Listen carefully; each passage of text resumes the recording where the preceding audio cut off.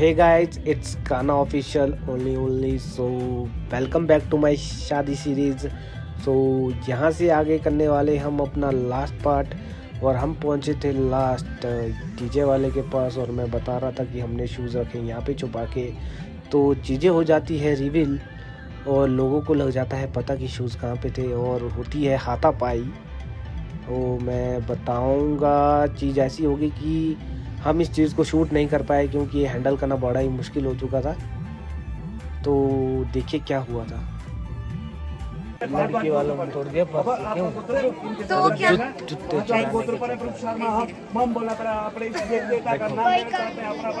कुछ भी कर सकते हैं. क्यों कुछ ज़्यादा ही कोशिश कर ली थी ना मैंने जूते चुराने. लड़की वालों ने क्या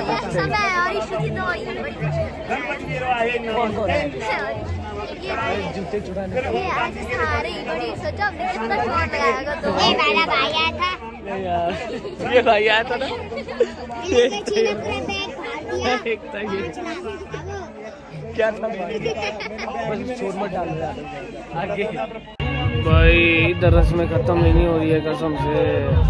यहाँ के जो रिचुअल्स इतने बड़े बड़े और लंबे थे कि हम लोग थक चुके थे सारे के सारे, पर ये ख़त्म होने का नाम नहीं ले रहे थे. और ये धर्म भाई बनाया जा रहा है.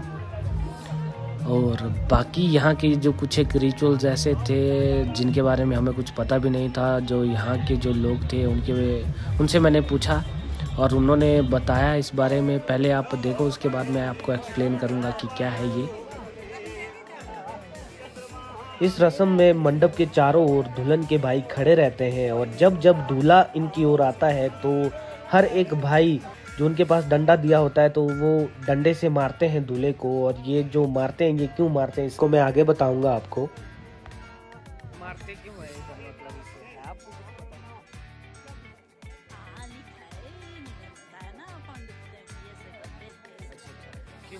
कुछ. और बाकी इस रस्म में दूल्हे की बहनें शामिल हो सकती हैं, और वो इस डंडे को हाथ से पकड़ सकती है और छुड़ा भी सकती है और अपने भाई का बचाव कर सकते हैं. मैंने दादी और बुआ से पूछा तो उन्होंने बताया कि ऐसे ही मजाक कर रहे हैं, जस्ट छेड़ रहे हैं दूल्हे को.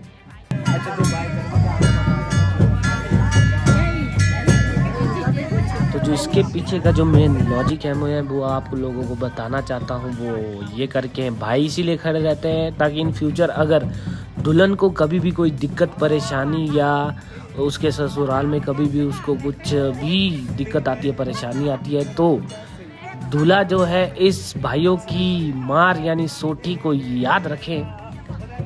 तभी करके ये जो रस्म है उसको निभाया जाता है. और बाकी इस रस्म में और भी बहुत सी चीज़ें हैं जो मैंने यहाँ पे पता की, क्योंकि हमारे यहाँ पे थोड़ा सा डिफरेंट होता है. ये सब चीज़ें जो है होती नहीं है, मतलब कि अलग अलग तरह के रिचुअल्स हैं. जब आप 10 किलोमीटर या 20 किलोमीटर कहीं भी जाओ गांव में तो वहाँ के जो रस्म और रिवाज है तो वो बदल जाते हैं. हर 20 किलोमीटर बाद आपको अलग अलग रस्में और अलग अलग रिवाज मिलेंगे पहाड़ों में.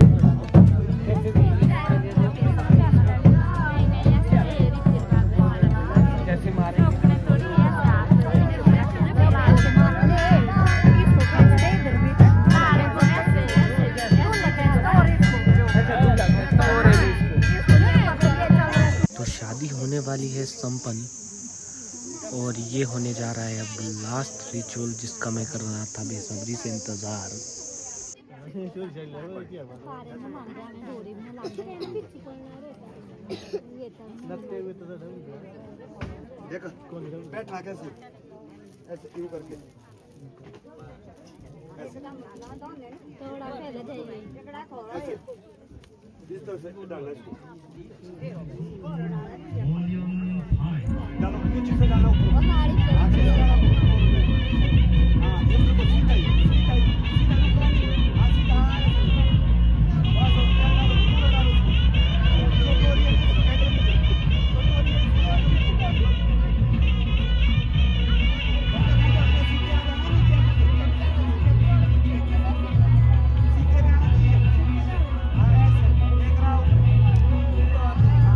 शादी के रिचुअल्स मैक्सिमम ख़त्म हो चुके हैं, बट कुछ एक रह गए हैं। पर अब जा रहे हैं हम डीजे वाले के पास, थोड़ा सा एंजॉय करेंगे।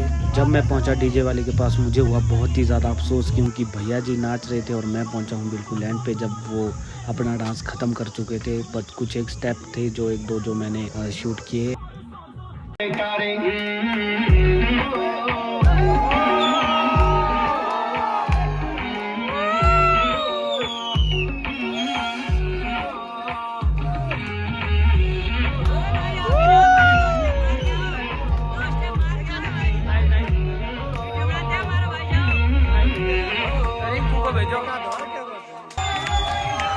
यह मेरे बुआ जी के बेटे सुनील भैया नाम है इनका, और इनको देख के ही मैं डांस के लिए इंस्पायर हुआ हूँ। इस बार तो हम इनका डांस आपको पूरा नहीं दिखा पाए, पर नेक्स्ट टाइम जब भी कभी भी फंक्शन होगा तब ज़रूर दिखाएंगे इनका पूरा डांस। और खाना वाना खा के सारी रस्में फ्री होके अब निकल रहे हैं हम लोग यहाँ से घर की ओर। तो ये बस बनना शुरू हो चुकी है, बाकी लोग पीछे से आ रहे हैं। हम लोग थोड़ा जल्दी निकल गए थे घर से, और जब हम लोग निकले घर से और व्यू इतना, मौसम इतना अच्छा था। और लास्ट में जब हमने एक शाम को जब सनसेट हो चुका था, जब उसके बाद का जो एक व्यू है वो बहुत ही प्यारा हमने एक शूट किया था, वो आपको हम दिखाएंगे जब आगे आएगा। पर मैं बोल रहा हूँ वो जो व्यू था उस टाइम का मैं एक्सप्लेन नहीं कर सकता हूँ इन वर्ड्स, वो बिल्कुल से भी ज़ाहिर नहीं कर सकता हूँ मैं।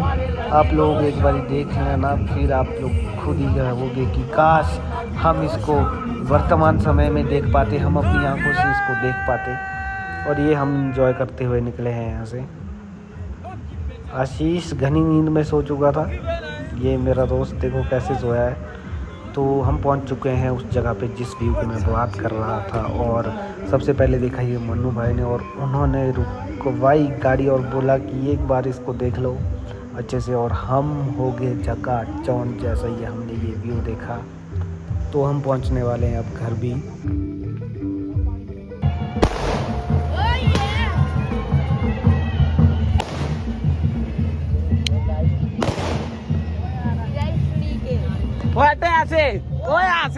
अब दुल्हन पहुंच चुकी है अपने घर में, और अगले दिन होगी अब धाम।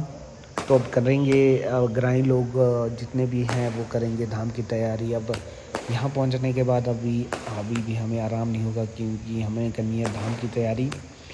तो इसके बाद जाऊंगा मैं अब काम करने, जैसे यहाँ से फ्री होते हैं खाना खुना खा के। और घर पहुंचने के बाद हम लोग हो जाते हैं फ्री खाना खुना खा के। और अब मैं दिखाऊंगा शादी को बस यहीं तक, क्योंकि हम थक चुके थे बहुत ज़्यादा। और इसके बाद लगा दी थी मेरी ड्यूटी मीट काटने के लिए। और क्यों जो मीट नहीं खाता है वो प्लीज़, मैं पहले ही बोल रहा हूँ, वो अब यहाँ से आगे वीडियो को ना देखें। और मिलते हैं आप लोगों को नेक्स्ट किसी ब्लॉग में। सो बाय, टेक केयर। मीट काटने की ड्यूटी के सबसे बड़े फ़ायदे ये होते हैं कि यहाँ पे मिलता है रोस्टेड मीट। हमें बज गए थे सुबह के 5 और 6, और अब चलता हूँ मैं सोने में, थक चुका था तो बहुत ज़्यादा।